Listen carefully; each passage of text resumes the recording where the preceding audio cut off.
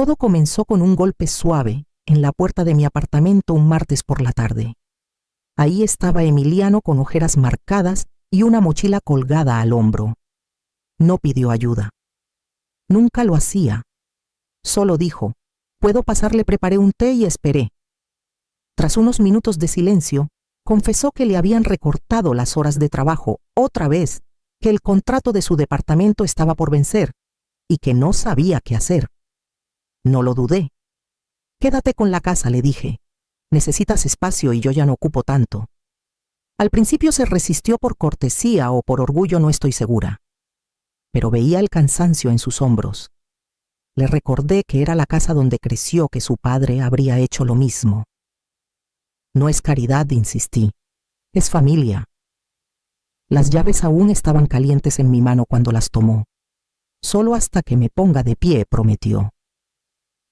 Asentí, aunque en mi corazón ya había decidido que podía quedarse todo el tiempo que necesitara. Me mudé a un pequeño departamento de una recámara cerca del hospital, donde trabajé años atrás en el corazón de Ciudad de México. Era práctico, acogedor, y me convencí de que era lo correcto. Quería que Emiliano construyera algo propio, y la casa, nuestra casa, parecía el mejor lugar para empezar.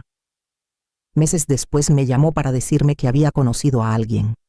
«Valeria, es centrada, tiene sueños grandes. Te va a caer bien, mamá», dijo. Sonreí a través del teléfono conteniendo una chispa de preocupación. No es que no quisiera que avanzara, solo que todo sonaba demasiado rápido. Aún así, cuando me invitó a conocerla, dije que sí, sin dudarlo. La primera vez que conocí a Valeria, llegó 5 minutos tarde con maquillaje impecable y una bufanda que no pegaba con el calor de abril. Me tendió la mano y sonrió de forma rígida, como si hubiera practicado frente al espejo. «Señora Luz», dijo con voz ligera y cortante, «es justo como te imaginé. No supe qué pensar, así que solo le devolví el apretón y le ofrecí guardar su abrigo. La cena esa noche fue educada. Elogió mi sazón, preguntó por mi trabajo antes de jubilarme y asentía con interés cuando hablaba. Pero había algo más, una mirada evaluadora, como si midiera algo que yo no podía ver. Emiliano, por otro lado, parecía contento, más feliz de lo que lo había visto en meses, y eso me hizo esforzarme más. En pocas semanas eran inseparables. Cuando Emiliano me dijo que las cosas iban rápido, alcé una ceja. «Solo han pasado unos meses», dije con cuidado. Él lo descartó. «Valeria dice que cuando sabes, sabes. Se casaron discretamente en el registro civil esa primavera. Les di mi bendición y un cheque dentro de una tarjeta. Valeria lo aceptó con un gracias elegante y nada más. No esperaba más. Solo quería que empezaran su vida sin cargas». El siguiente domingo manejé hasta la casa como siempre, con un platón de enchiladas envuelto en un trapo. Emiliano había escrito que Valeria quería ser la anfitriona. Toqué el timbre y esperé. Cuando la puerta se abrió, un aroma a lavanda y cítricos me recibió. El viejo tapete de mi madre había sido reemplazado por algo moderno y brillante. El perchero de madera ya no estaba. En su lugar había una consola blanca con un tazón lleno de piedritas decorativas. «Estamos redecorando», dijo Valeria al notar mi mirada. Le hacía falta un toque fresco. Asentí, aunque sentí un nudo en el pecho. La sala era irreconocible, tonos neutros, luces frías, nada del calor que recordaba. Las fotos familiares habían desaparecido. El kilt que cosía a mano, ni rastro. «Queremos que sea nuestro espacio», dijo ella con ligereza, pasándome una copa de vino. La tomé y sonreí, pero algo en mí cambió. Seguía diciéndome que el cambio era natural, que esa seguía siendo mi casa. Pero esa certeza se desvanecía con cada visita. Esa noche, al salir, noté que la lámpara del porche había sido cambiada por un sensor de movimiento moderno. Y por primera vez me pregunté si la casa aún me recordaba. Me repetía que no debía tomarlo personal. ¿Era su hogar ahora? O eso me decía, aunque las palabras nunca se sentían cómodas. Intenté dejar pasar la redecoración. Los muebles, las fotos, incluso el olor a canela, y libros viejos que impregnaba las cortinas, todo se fue reemplazado por difusores de eucalipto y esquinas silenciosas. Pero lo que vino después comenzó a erosionar algo más profundo. Valeria empezó a hacer comentarios durante mis visitas. «Deberías avisar antes de venir», dijo un domingo, aunque ya lo había hecho 2 veces. «Estamos tratando de establecer rutinas». Asentí y le entregué el pay de zarzamora que había horneado, fingiendo no notar cómo lo dejó en la encimera sin mirarlo. Una tarde pasé a dejar unos abrigos de invierno que encontré guardados. Mi llave aún funcionaba, pero al entrar al vestíbulo, Valeria salió de la cocina con cara de sorpresa. «Luz», dijo cortante pero controlada, «¿de verdad deberías esperar a que alguien esté en casa?» Me disculpé y expliqué, pero la tensión quedó flotando. Esa semana Emiliano me llamó para decirme que Valeria pensaba que era mejor si avisaba con tiempo. Por privacidad, añadió suavemente. Escuché la disculpa en su voz, pero no el valor para respaldarla. No pasó mucho antes de que ella comenzara a referirse a la casa delante de mí como nuestra casa. «No la casa, no tu lugar. Estamos pensando en pintar la cocina», dijo casualmente durante una cena. «Es nuestro hogar ahora y queremos que se sienta como nosotros». Miré a Emiliano al otro lado de la mesa, pero él mantuvo los ojos en su plato. Peor que los cambios en la casa fueron los pequeños giros en nuestras tradiciones. Las cenas de domingo se volvieron esporádicas, luego desaparecieron. Mis platones dejaron de regresar. Valeria dijo que pensó que eran suyos. El quilt que pregunté seguramente está en alguna caja. Dejé de preguntar. Cada pregunta parecía agrandar la distancia entre nosotros, hasta que incluso preguntar sentía como una invasión. Pero el momento que realmente me hizo sentir un vuelco fue un jueves lluvioso cuando pasé después de que Emiliano olvidó su chamarra en mi casa. Valeria abrió la puerta apenas lo suficiente para asomarse y dijo: «Hoy no recibimos visitas». Ese día entendí que necesitaba descubrir qué más se habían llevado en silencio. Era un sábado por la mañana cuando lo vi. Estaba navegando sin rumbo en mi tableta, escuchando la lluvia contra la ventana, cuando una imagen me detuvo en seco. Un anuncio en Mercado Libre, la lámpara estilo Tiffany de mi madre. El vidrio verde suave, la base de bronce con una pequeña grieta cerca del cable inconfundible. En venta por C$17,000. Vintage auténtico. Excelente estado, decía, sin mención de su origen. Lo miré un buen rato antes de entrar al perfil del vendedor. Había más. Las ediciones encuadernadas en piel de Faulkner y Steinbeck de mi padre. El juego de Tech System UR Grog 3, built by XAE. Juego de té pintado a mano de mi madre de Praga. Media docena de pequeños cuadros al óleo que no había visto en meses.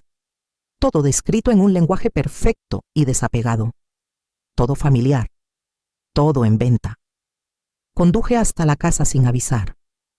Valeria abrió la puerta. Sus ojos se abrieron por un segundo antes de sonreír. «Luz». «¡Qué sorpresa!». «Necesito hablar con Emiliano», dije. No se movió. «Está atrás trabajando en la cerca. ¿Te puedo ayudar con algo?». Pasé junto a ella antes de que pudiera detenerme. El pasillo estaba más silencioso de lo que recordaba, como si también estuviera conteniendo la respiración. Encontré a Emiliano cerca del cobertizo, con un martillo en una mano y una cinta métrica en la otra. «Tenemos que hablar», dije.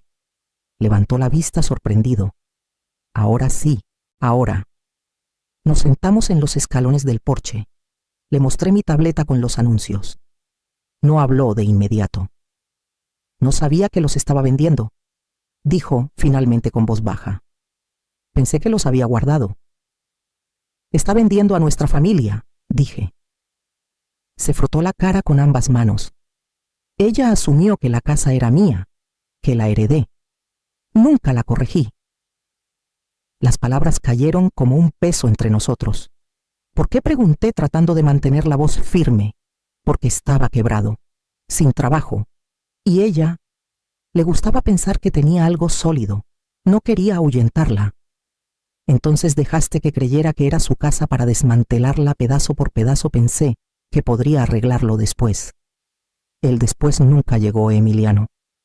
En ese momento parecía un niño otra vez pequeño, inseguro, encogiéndose bajo una culpa que no sabía cómo llevar. Me puse de pie no porque estuviera enojada, sino porque necesitaba respirar. Quiero las llaves de vuelta, dije. No ahora, no hoy, pero pronto. No discutió, solo asintió. Cuando me giré para irme, Valeria estaba mirando desde la ventana con el rostro indescifrable. No la saludé. No le hice caso. Esa noche abrí el viejo archivador en mi apartamento y saqué la escritura. El papel estaba desgastado en los bordes, la tinta un poco desvaída, pero el nombre impreso aún era claro. Era mío, y sabía que pronto lo necesitaría. Horneé un pay de manzana esa mañana como siempre lo hacía, manzanas verdes, un toque de limón canela justo bajo la corteza. Era el tipo que a mi esposo le encantaba, el que Emiliano pedía cada cumpleaños hasta que cumplió 15 y pensó que un pastel era más de adulto. Lo envolví en un trapo limpio y lo llevé al coche como si nada hubiera cambiado, como si fuera cualquier otro domingo. Cuando toqué el timbre escuché música adentro, un jazz suave, mezclado con murmullos de voces. Tras una larga pausa, la puerta se abrió apenas lo suficiente para que Valeria asomara la cabeza. No sonrió. No es buen momento. Solo traje un pay, dije, manteniendo la voz calmada. 5 minutos nada más. Suspiró demasiado fuerte, demasiado teatral. Espera aquí. La puerta se cerró. Esperé. Cuando se abrió de nuevo, Emiliano estaba ahí con los brazos cruzados como un escudo. Hola, mamá. No es un buen momento. Es domingo. Miró por encima del hombro. ¿Tenemos visitas? Amigos. Levanté el pay con suavidad. Solo quería mantener la tradición. Antes de que pudiera responder, Valeria apareció de nuevo empujándolo. Esto es exactamente de lo que hablé, Emiliano. Los problemas de límites. No puedes llegar sin más. Avisé ayer, dije aún tranquila. Y no contestamos. Esa es la respuesta. Cruzó los brazos. Eres una sanguijuela patética de 60 años, soltó. Vete y no vuelvas a nuestra casa. Algo dentro de mí se detuvo. No estaba enojada ni herida, solo quieta. Sonreí. Adelante. Llamas a la policía. Parpadeó. Perdón, me estás pidiendo que deje mi propia propiedad. Que alguien más lo resuelva. Valeria miró a Emiliano. Está blufeando. Saqué la escritura de mi bolso. No lo estoy. 20 minutos después llegó la policía. El oficial Ramírez escuchó a ambas partes mientras su compañero más joven revisaba los documentos que puse sobre la mesa de la cocina: escritura, testamento, registros fiscales. Todo a mi nombre. Todo está en orden, dijo el joven oficial finalmente. La señora Luz es la dueña legal de la propiedad. Valeria palideció. Pero Emiliano me dijo. Se detuvo. Emiliano desvió la mirada. No viven aquí con el consentimiento de la dueña, añadió el oficial Ramírez. Tendrán que irse, o podemos ayudarles. El silencio se prolongó. Luego Valeria dio media vuelta y subió furiosa las escaleras. Escuché cajones cerrándose con fuerza. Emiliano la siguió llamándola, pero ella no respondió. Me senté a la mesa del comedor. La mesa de mi madre. El pay seguía intacto frente a mí, aún tibio. Cuando Emiliano bajó su rostro, estaba pálido, la mandíbula tensa. Está empacando, dijo en voz baja. Dice que se va con su hermana. Asentí. Bien. No volvió a hablar. Solo se sentó frente a mí mirando al suelo.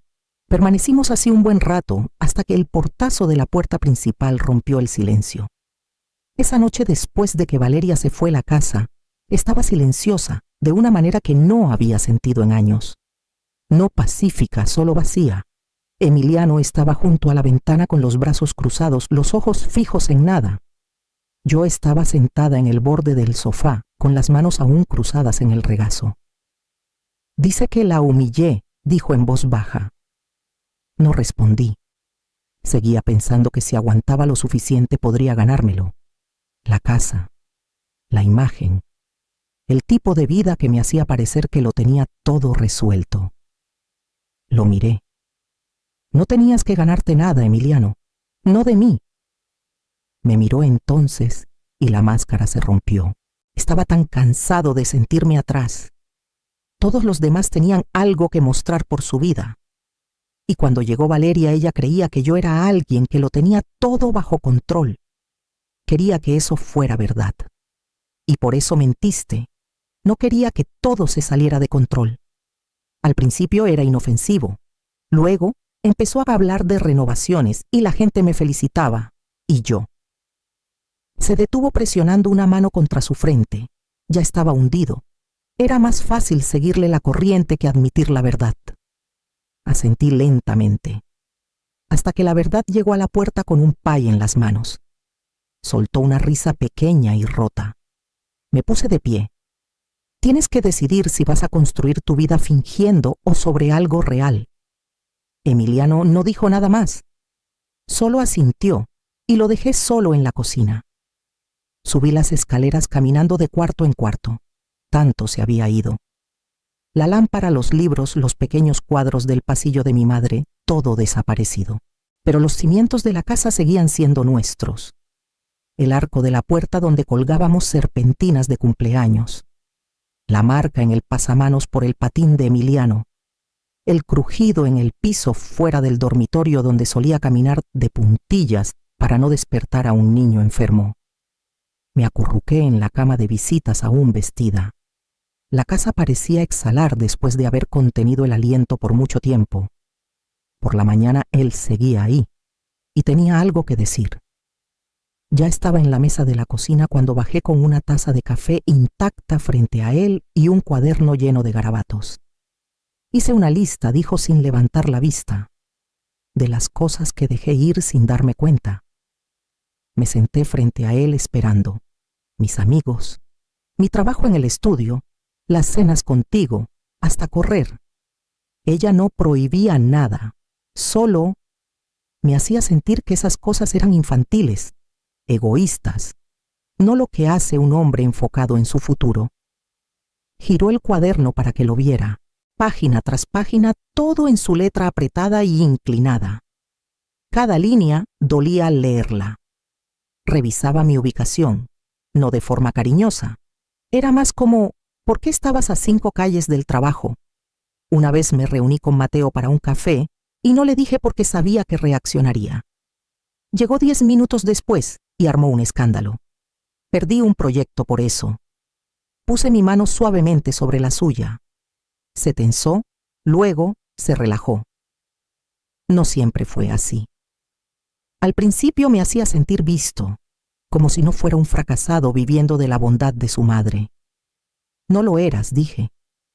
Lo sé ahora, susurró. Pero entonces no. Solo intentaba mantenerme a flote. Nos quedamos en silencio un rato. Luego dije: puedes quedarte aquí, todo el tiempo que necesites. Pero si lo haces, reconstruyes desde cero, sin más mentiras, sin esconderte, sin fingir. Asintió lentamente. Eso quiero. Quiero ser real otra vez. Esa tarde revisó el ático y sacó cajas marcadas con mi letra, álbumes de fotos, los libros de mi padre, algunos platos que pensé que se habían perdido. Algunas cosas resultó las había escondido antes de que ella pudiera venderlas. Desempacamos los recuerdos lado a lado con cuidado de no apresurarnos. No todo podía recuperarse, pero quedaba suficiente para recordarnos lo que una vez compartimos. Más tarde, durante la cena, levantó la vista y dijo: necesito hablar con alguien, un terapeuta tal vez. Sonreí. Sería un buen comienzo. Y a la mañana siguiente hizo la llamada. Emiliano comenzó terapia esa semana. Al principio no dijo mucho sobre las sesiones, solo que eran más difíciles y más silenciosas de lo que esperaba. Pero algo en su postura empezó a cambiar. Caminaba con más peso en sus pasos, como si finalmente recordara dónde estaba el suelo. Volvió a conectar con Mateo, luego con Elisa y después con 2 colegas más del estudio. Quedaron para un café luego para comer. Una tarde llegó a casa con un montón de bocetos para un proyecto freelance y una chispa de emoción en los ojos que no había visto en años. Entonces, Valeria volvió a llamar. Primero fueron mensajes de voz llorosos, suaves, entrecortados hablando de perdón, de lo dura que había sido su vida antes de él, de que nunca quiso lastimar a nadie. Cuando eso no funcionó, el tono se volvió frío. «Me debes», dijo en uno. «Lo sacrifiqué todo por ti». Una semana después, llegó un sobre abultado. Adentro había un documento lleno de jerga legal y secciones en negritas que reclamaban derechos maritales, propiedad compartida y daño emocional. La fuente era demasiado grande, el formato descuidado. Lo revisé 2 veces antes de dárselo a nuestra abogada, una mujer práctica llamada Carmen, que me ayudó a redactar el fideicomiso de la casa después de que Miguel murió. «No tiene validez legal», dijo, dejando los papeles con un suspiro.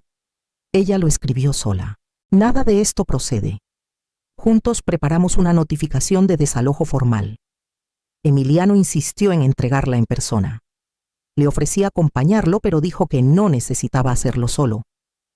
Volvió 2 horas después, callado pero firme.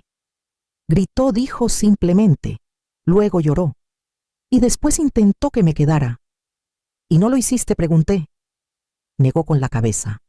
Me fui. Esa noche empacamos lo último de sus pertenencias en 2 cajas y las dejamos junto a la puerta. No necesitaba volver a verla. Pasaron 3 días sin incidentes y al cuarto llegamos a casa y encontramos la ventana trasera rota. La encontraron la mañana siguiente. Pintura en aerosol, en sus manos una palanca abollada en su cajuela. Había cortado el colchón de la recámara principal roto, fotos enmarcadas, garabateado insultos en las paredes del pasillo. Pero fue el descubrimiento del almacén lo que sorprendió incluso a Emiliano. Estantes, llenos de nuestras pertenencias, los libros perdidos, el juego de té, incluso el kilt que pensé que se había ido para siempre. No hubo drama en el juzgado. Ella aceptó un trato, se mantuvo alejada y desapareció en el silencio. Emiliano solicitó el divorcio sin ceremonias. Volvió a la recámara de visitas y se quedó meses mientras reparábamos la casa cuarto por cuarto. No solo el daño que dejó Valeria, sino los espacios que había vaciado mucho antes de romper el vidrio. Juntos construimos algo nuevo. Pintamos de nuevo. Colgamos fotos. Volvimos a reír durante las cenas. Creamos un fideicomiso para la casa como Miguel y yo planeamos alguna vez haciéndola un espacio que nunca podría ser tomado por suposiciones o encanto. Cuando Emiliano finalmente se mudó a su propio departamento, lo ayudé a colgar un marco en su pared, nuestra foto familiar restaurada. Esa noche miré la misma foto y susurré: «Estamos bien».